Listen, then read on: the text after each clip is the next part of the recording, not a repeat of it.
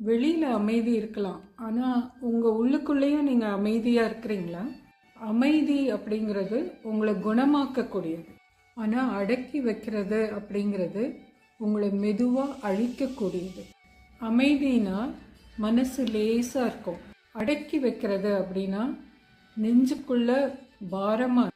பல பெண்களுக்கு இங்கே சொல்லி கொடுத்தது இதுதான்: பேசாத, ஒத்துக்கோ, அமைதியாயிரு.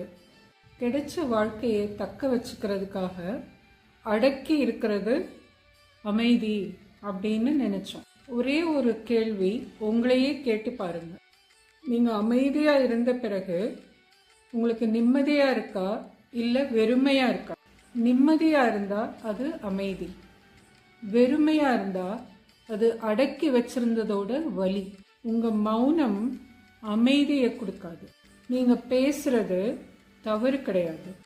இந்த வீடியோவில் சொல்லப்பட்ட விஷயம் உங்கள் மனசை தொட்டிருந்தா சேவ் பண்ணி வச்சுக்கோங்க, ஷேர் பண்ணுங்க மற்றவங்களுக்கும். உங்களை அழிக்கிற அமைதி உங்களுக்கு வேண்டாம், உங்களை பாதுகாக்கிற அமைதியை தேர்ந்தெடுங்க.